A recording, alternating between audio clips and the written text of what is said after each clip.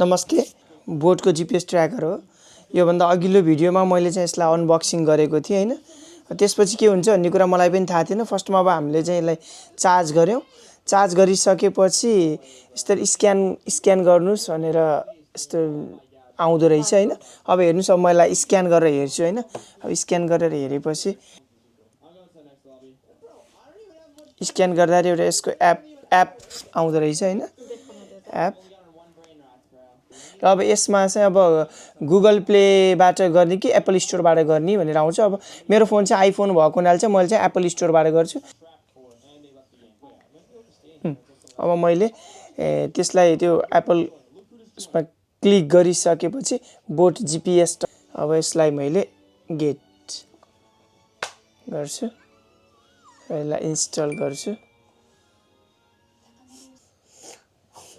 Download हुँदैछ, download भइसक्यो। अब यसलाई मैले ओपन गरेर हेर्छु है त। ओपन गरिसकेपछि यस्तो स्क्रिन आउँछ अनि आइसकेपछि यसलाई मैले नेक्स्ट, यस्तो बच्चाले झोला भिरेर गएको देखाइरहेछ। नेक्स्ट गरे भने यसमा चाहिँ म्यापहरू देखाइरहेछ हैन।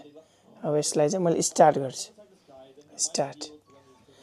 स्टार्ट गरेपछि यहाँ चाहिँ लगइन र अनि क्रिएट एन एकाउन्ट भनेर आउँदो रहेछ। त्यो चाहिँ अब यसमा पहिले नै अलरेडी अकाउन्ट नभएको हुनाले चाहिँ मैले चाहिँ मेरो अकाउन्ट बनाउँछु।